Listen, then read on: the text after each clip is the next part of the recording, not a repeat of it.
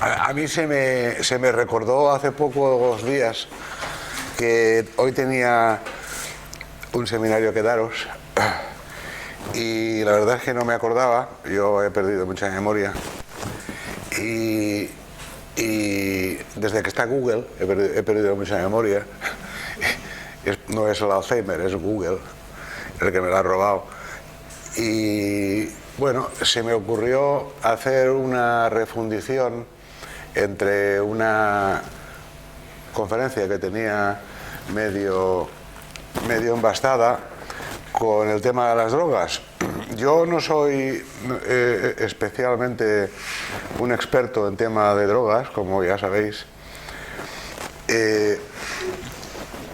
y mis intereses funcionan un poco por otros costados, de manera que he hecho pues lo que he podido en relación a daros una perspectiva un poco evolutiva de la conciencia humana y de los malestares que tenemos los humanos, ¿no?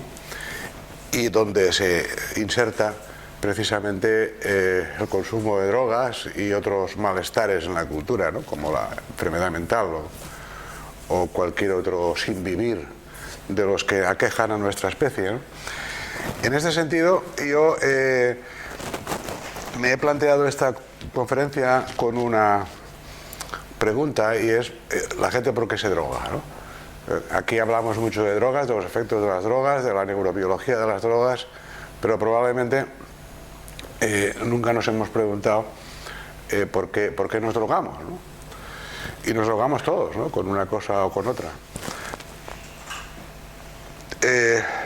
Espero que después de esta conferencia la pregunta cambie de lugar y en lugar de decir por qué nos drogamos, os preguntéis por qué no nos drogamos, ¿no?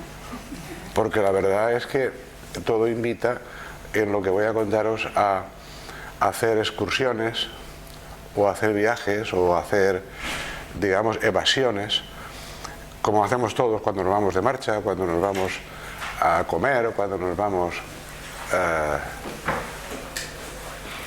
a celebrar cualquier cosa.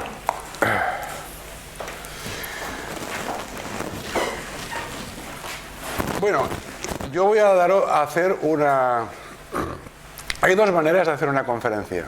Esto lo digo como ejemplo para cuando tengáis que hacer presentaciones, ¿no? Hay una forma de hacer conferencia que está basada en datos, que son muy aburridas, ¿no? Y otro tipo de conferencias que están basadas en narraciones, que es lo que hacen los curas, ¿no? O sea, contar una historia, ¿no? Contar una historia que tenga un principio, que tenga un nudo y que tenga un desenlace, como en el teatro, ¿no? Las narraciones encajan mejor con nuestra manera de divertirnos y de entender las cosas, ¿no? Mientras que las presentaciones basadas en datos son muy aburridas y además necesitan una interpretación posterior, porque los datos en bruto sirven de poco. Y voy a comenzar con esta diapositiva donde hay una cita de Jung que dice: la conciencia humana. Por cierto, voy a hablar de conciencia humana, consciencia humana y mente humana como sinónimos, ¿eh? Es decir, aunque no sean sinónimos, vamos a entender que cuando hablamos de conciencia estamos hablando de consciencia o de mente, ¿eh? Da igual el término que usemos.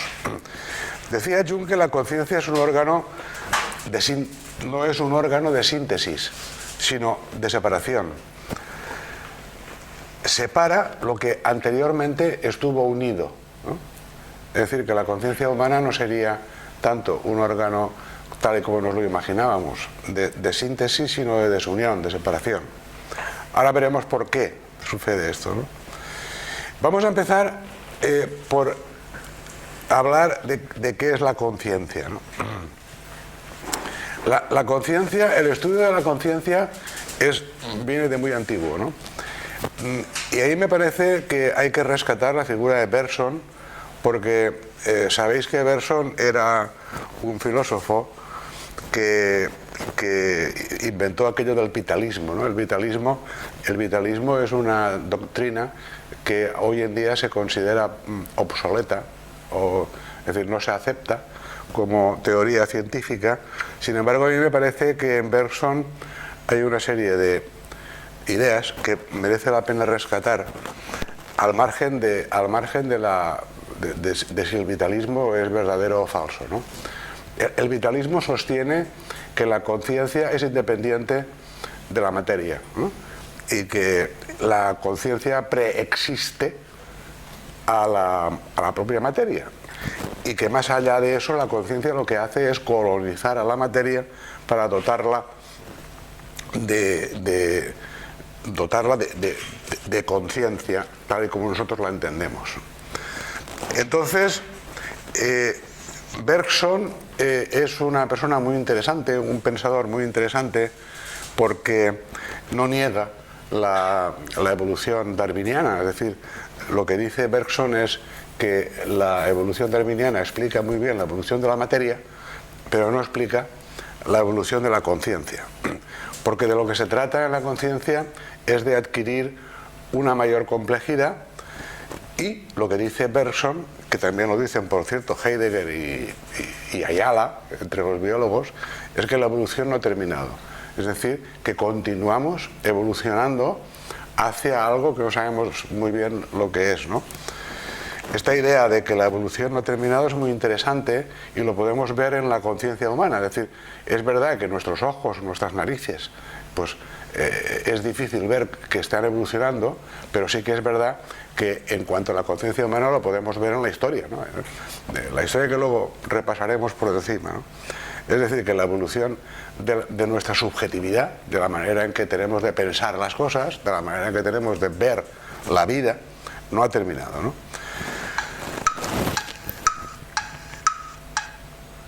Bueno, ahí tenéis una figura donde explica la idea de Bergson de que el tiempo no existe, ¿no? Yo siempre lo digo, el tiempo no existe, ¿no? Existe la duración de las cosas, existe la cronología de las cosas, ¿no? Pero el tiempo en realidad no existe, porque necesitaría al espacio para arrastrarse, ¿no? En este sentido, esos conos de luz, como podéis ver, en el presente se presentifican tanto la luz del pasado como la luz del futuro, lo anticipado, la memoria y lo anticipado. En este sentido, el presente no sería más que un punto, un instante, donde se darían cita estas dos alternativas de futuro y de pasado.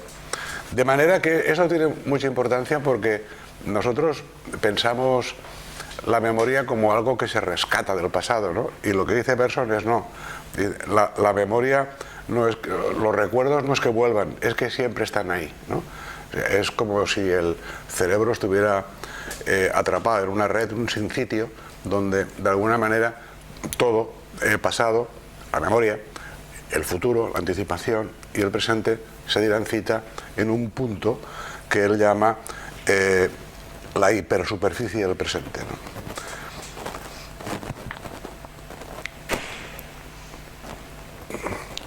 Es decir, que fijaros que Freud y Bergson tienen mucho que ver, en tanto que los dos fueron contemporáneos, no se conocieron, y curiosamente los dos escribieron sobre cosas parecidas. Bergson tiene un libro que se llama La risa, que es muy interesante porque nos explica de qué cosas nos hacen gracia. Y Freud escribió un libro que se llamó El chiste y su relación con el inconsciente, ¿no? O sea que ambos estaban un poco interesados en la misma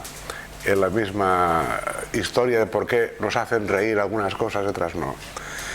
Y además, el concepto de inconsciente de Freud es muy parecido al concepto de conciencia cósmica de Bergson, solo que uno lo sitúa afuera y otro lo sitúa adentro, ¿no? El inconsciente freudiano nosotros lo consideramos como un órgano del cerebro, ¿no? Algo que está en el cerebro, mientras que Bergson considera que la conciencia cósmica es algo predado, preexistente, que ya existía antes de que el hombre apareciera y antes de que hubiera vida, ¿no? Y luego tienen un concepto que es muy parecido, que es el concepto de líbido. En Freud es muy parecido al concepto del ambital, ¿no? El impulso creador. Es decir, nosotros por la mañana oímos el despertador y nos levantamos, ¿no? Ese impulso hacia la vida, ese impulso hacia la actividad física, eso de dónde sale, ¿no? Eso de dónde viene. Hombre, diréis, es que tenemos que ir al hospital. Sí, bueno, pero podríamos no ir, ¿no?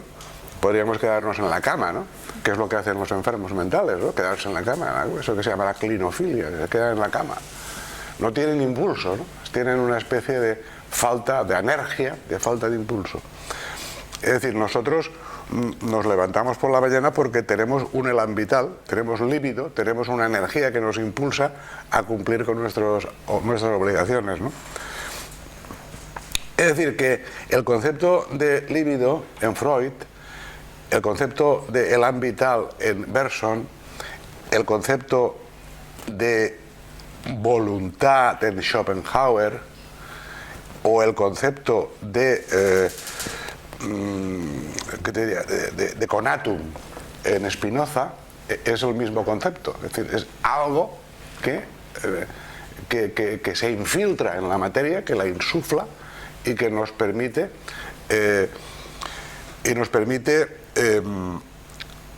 navegar por el mundo. ¿Navegar por el mundo para qué? Navegar por el mundo para autopreservarse y reproducirse, ¿eh? Esta es la historia donde termina toda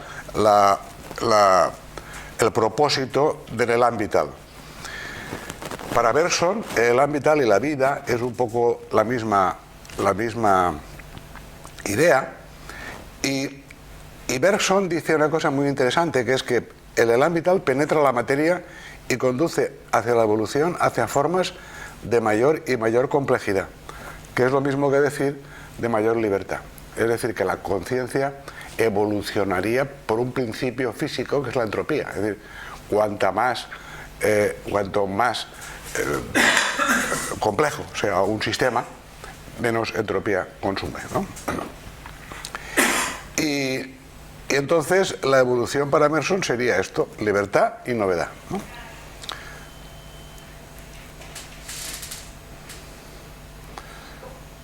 El asunto es que, tal y como fuere,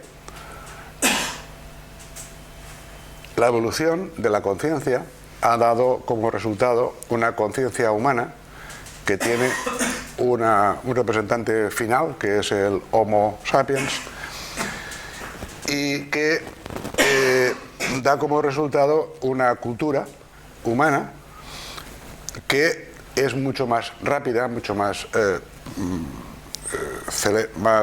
veloz que la evolución biológica, que consume eones de tiempo, ¿no? La gracia que tiene la cultura humana es que evoluciona de un modo tan rápido que la evolución natural la desborda, ¿no? Va más allá de ella. Y una de los inventos más importantes de esta conciencia humana es que es recursiva. Recursiva quiere decir que nosotros no solamente conocemos, sino que sabemos que conocemos. Es decir, la conciencia humana es una conciencia que inventó el autosímbolo, ¿eh? Una de las formas de saber si una especie, luego veremos un neandertal, ¿no? Si una especie ha alcanzado el nivel simbólico adecuado es si hay arte, ¿no? Si hay arte que te autorrepresente, ¿eh? Los neandertales, por ejemplo, pintaban a los muertos y tenían joyas ornamentales para adornar a los cadáveres, ¿no? Pero esto no es autosimbólico, esto es simbólico pero no autosimbólico, ¿no? Es decir, que la gracia que tiene la conciencia humana nuestra es que es recursiva, es decir, se refiere a sí misma, que podemos hablar de nosotros mismos como si estuviéramos fuera, como si fuéramos observador y observado al mismo tiempo.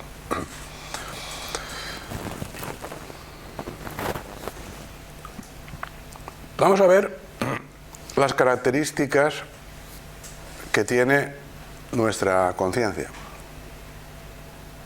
para luego veremos si es que qué es lo que tiene esta conciencia nuestra que necesitamos de alguna manera romperla de vez en cuando, ¿no? O olvidarnos de ella. Es como si tuviéramos una sobredosis de autoconciencia, ¿no? Es decir, la conciencia humana es lógico-racional, es decir, nosotros somos seres racionales que aplicamos el principio de la contradicción. Es decir, si es blanco no es negro, si es día no es noche, si es hombre no es mujer, y si es azul no puede ser rojo. Es decir, hay como un principio de contradicción que opera en el pensamiento categorial, ¿no? Esto es así y aquello es de aquella otra manera, ¿no? El pensamiento categorial es típico de las conciencias lógico-racionales. Y otra de las características de esta conciencia recursiva es que está limitada por el tiempo cronológico, es decir, no tenemos tiempo, ¿no? Eso que la gente suele decir, no es que no tengo tiempo. Eso es verdad, no tenemos tiempo porque estamos midiendo el tiempo con las características cronológicas, ¿no? Estamos bajo el signo de Cronos y de Saturno, de alguna manera estamos condenados a ese horizonte, ¿no? Otra de las cosas curiosas que tiene es que funciona por debajo del nivel de la criticidad, ¿no? La criticidad es un punto a partir del cual la conciencia entra en un orden caótico, es decir, se desorganiza, ¿no? Por así decir, bueno, lo que vemos siempre en la psicosis, lo que vemos siempre en la locura, ¿no? O en la intoxicación. Es decir, ahí lo que estamos viendo es que funciona por encima de la criticidad. Es decir, hay más conectividad en la psicosis desencadenada que en el funcionamiento normal, ¿no? Nosotros ahora, por ejemplo, que estamos atendiendo lo que os cuento, estáis funcionando en un nivel alfa de unos 40 hercios, pero eso es, digamos, la atención normal. En el momento en que bajéis la atención, os iréis al nivel beta, que es un nivel de divagar, ¿no? De estar pensando en las musarañas, ¿no? Estamos por debajo del nivel crítico, ¿no? Y ese nivel crítico tiene baja conectividad, no opera con todos los controladores que toca, ¿no? Tener, ¿no? Enchufados, o que podríamos tener enchufados. Nuestra conciencia además descarta información, es decir, de todo lo que os voy a contar hoy os vais a quedar con una cosa o dos, los más listos con tres, pero usualmente vosotros os quedaréis con una o dos. ¿Por qué? Porque vuestro cerebro descarta. Esto no me suena, esto no me interesa, esto me dormí, entré en nivel beta cuando se puso a hablar aquel de Bergson. Yo no sé qué era Bergson, yo no estuve en clase ese día, ¿no? Es decir, un poco así funciona nuestro cerebro, descartando, ¿no? Descartando información.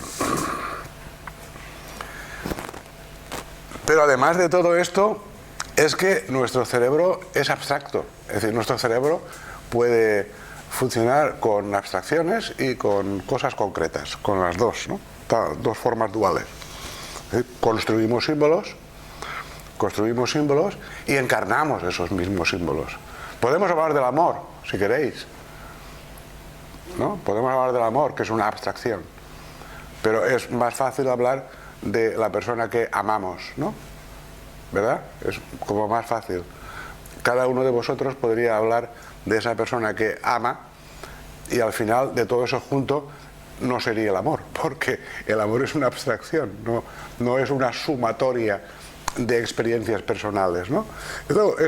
Esto sucede con todas las palabras que acaban en dat, ¿no? Por ejemplo, la felicidad, ¿no? La felicidad. Podemos hablar de la felicidad, sí, pero podemos hacer la abstracción de la felicidad. Pero uno solamente puede hablar de un estado felicitario propio, concreto, ¿eh? Concreto. Pero nosotros sabemos construir símbolos y somos grandes arquitectos de símbolos, ¿no? Libertad, fraternidad, igualdad, todo eso que acaba en dat, todo eso son símbolos, es decir, abstracciones. Y eso es típico de la conciencia lógico-racional.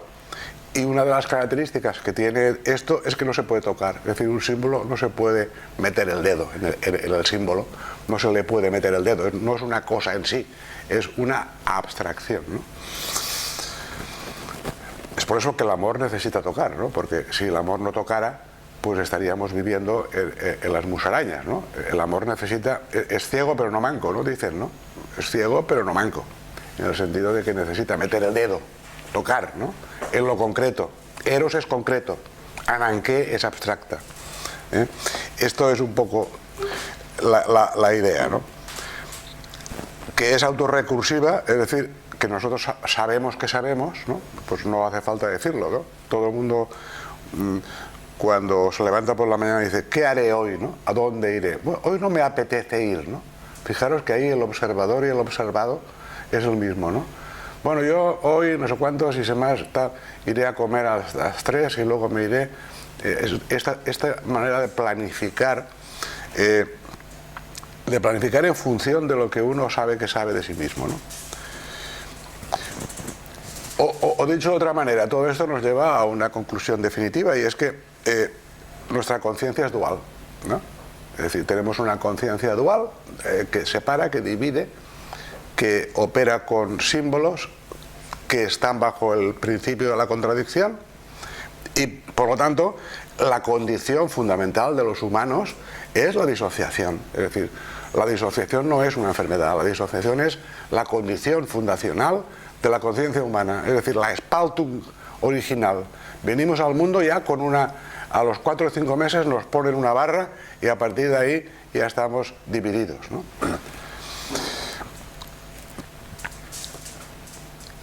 Y esto nos lleva a una cuestión, y es que como somos dos, en realidad, pues a lo que aspiramos en la vida es a ser uno, ¿no?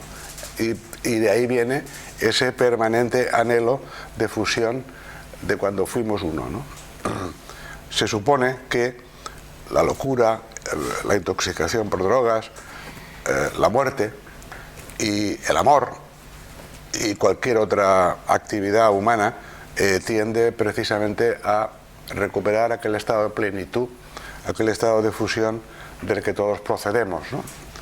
Y que cada uno llama de una manera.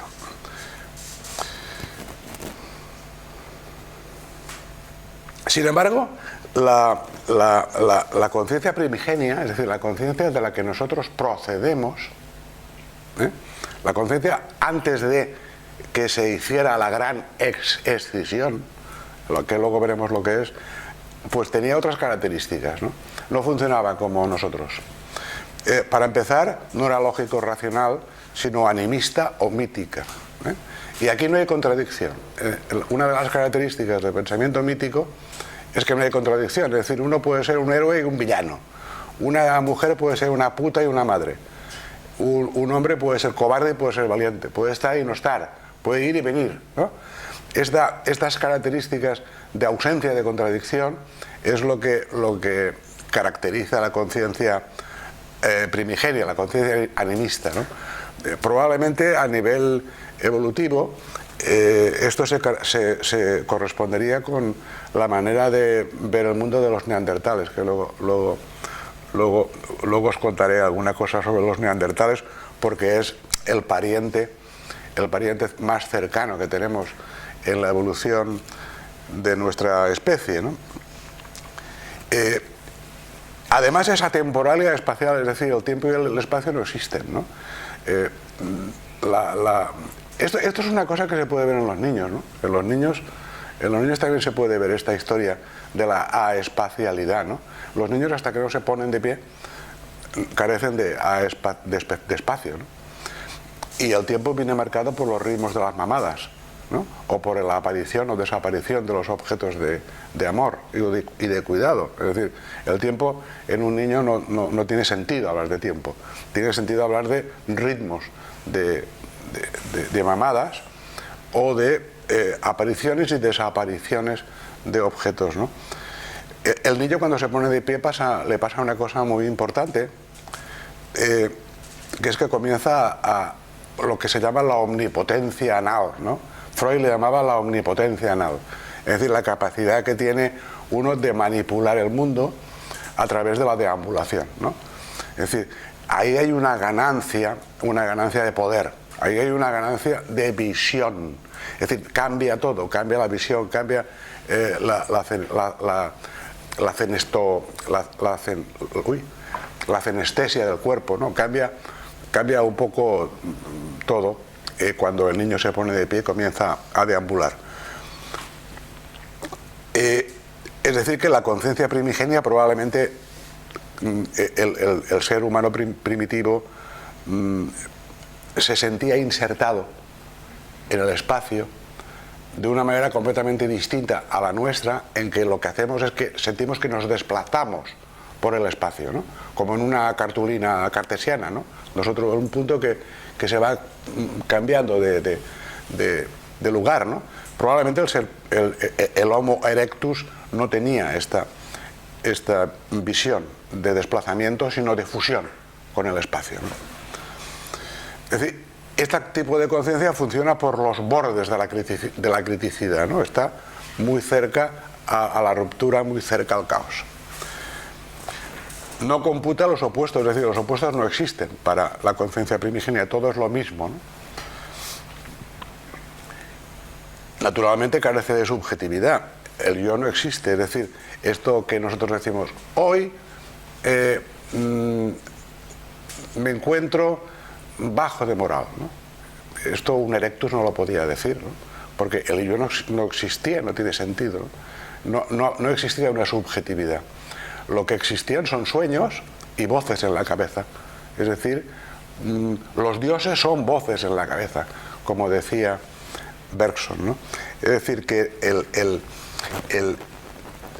lo que uno piensa, o lo que uno podía, digamos, cavilar, no lo sentía como algo propio, sino como algo que venía impuesto desde fuera, ¿no? Algo que venía impuesto desde la totalidad, ¿no? Podríamos decir. En este sentido, vosotros sabéis que todos los grandes profetas, Mahoma, Jesucristo y todos los que han hecho religiones, pues han sido religiones reveladas, ¿no? ¿Reveladas por quién? Reveladas por una instancia externa, ¿no? Algo que viene de fuera y que se me revela en sueños, ¿no? Me lo dijo Dios mientras dormía, ¿no? Estando durmiendo me dijo Dios. Naturalmente todas estas experiencias suceden después de 40 días y 40 noches de ayuno, ¿no? Que es cuando uno comienza a alucinar de alguna forma, ¿no? Sabéis que 40 es el techo de la alucinación, ¿no? Más allá del cual la deprivación sensorial comienza a hacer efectos. Es decir, la conciencia primigenia conoce pero no sabe. Sí que sabe que hay un león, ¿no? Pero no sabe que o el fuego, pero no sabe que el fuego es el fuego, ¿no? Cree que el fuego es un animal, algo que tiene alma, una cosa animada por sí misma, ¿no? No hay distinción entre el adentro y el afuera, es decir, no hay una barrera que separe la experiencia subjetiva de la experiencia de la totalidad, y uno se siente fundido con la naturaleza, es decir, uno con ella, ¿no? Como veis, estas dos conciencias, la primigenia y la que antes os contaba, la conciencia recursiva, en nuestro cerebro coexisten. Es decir, hay dos. Lo que ocurre es que esta conciencia la tenemos apagada por la luz, por la vigilia, y la tenemos apagada hasta que sale en sueños, o sale en delirios, o sale en psicosis, o sale en una experiencia con drogas, o cuando nos estamos muriendo, o cuando tenemos una enfermedad física, o cuando tenemos fiebre. Es decir, es algo que emerge porque está ahí, siempre estuvo ahí, ¿eh?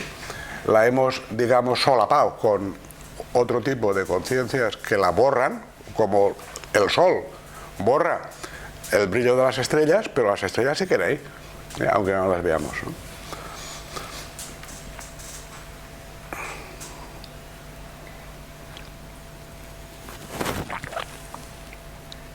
Pero sucedió algo. No sabemos cuándo, ni sabemos cómo, ni sabemos por qué, pero la conciencia prehumana se extinguió. Hubo un día, probablemente fue una cuestión gradual, no fue de un día para otro, pero hubo una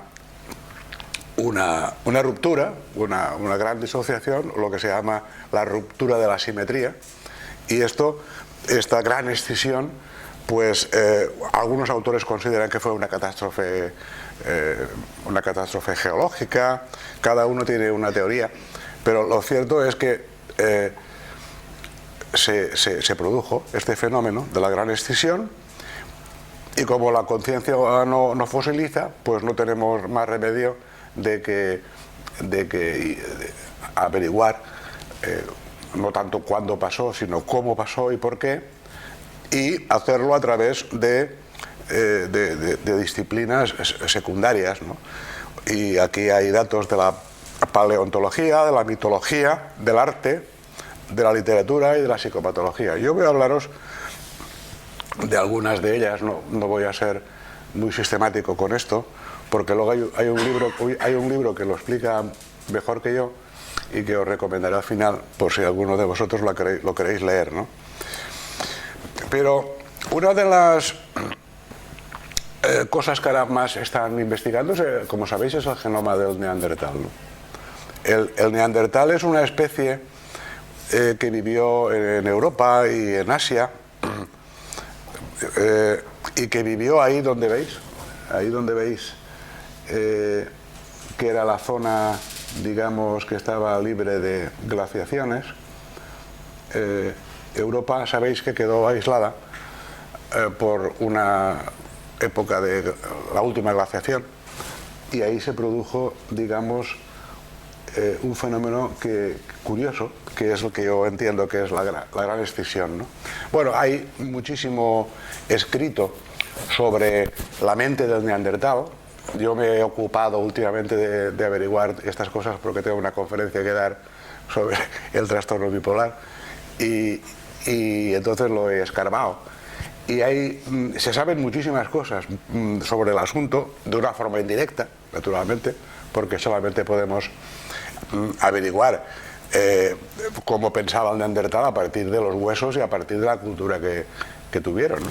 El caso es que, por lo que piensan los autores que yo he revisado, parece que la mente del neandertal y la nuestra no eran tan diferentes, ¿no? Incluso hay quien piensa que la memoria de trabajo del neandertal y la nuestra era prácticamente la misma, ¿no? La única diferencia que han encontrado entre nosotros y el neandertal es la memoria fonológica, ¿no? Parece que ellos tenían menos sonidos que nosotros, ¿no? Tenían un lenguaje mucho menos evolucionado. Pero sí que es cierto que los neandertales hablaban, y también se sabe que los neandertales tenían un fenotipo de mucho valor, ¿no? Mucho valor, muy valientes, quiere decir, con un endofenotipo de evitación del daño muy bajo, ¿no? Es decir, de hecho, esto se sabe porque se han encontrado huesos de neandertal en confrontación con animales muy peligrosos, ¿no? Parece ser que utilizaban las lanzas o las armas sin lanzarlas, ¿no? Entonces, cuerpo a cuerpo, ¿no? Luchaban cuerpo a cuerpo con los animales, y entonces a partir de ahí los autores han estado investigando este tema, ¿no? Y es lógico, porque si os fijáis dónde vivían, aislados por los hielos, pues podéis imaginaros que vivir en ese entorno era bastante complicado para alimentarse, ¿no? El caso es que entre el sapiens y el neandertal hubo trato sexual, eso está demostrado. Es decir, sabemos que cada uno de nosotros lleva entre un 2 a un 5% del genoma del neandertal. Es decir, somos un híbrido del cromañón y el neandertal. Y además de eso, parece ser que si cada uno de nosotros tiene de un 2 a un 5%, pero nuestra especie tiene un 30%, al menos, de genoma de neandertal. Es decir, que hubo, como vosotros podéis imaginar, y hubo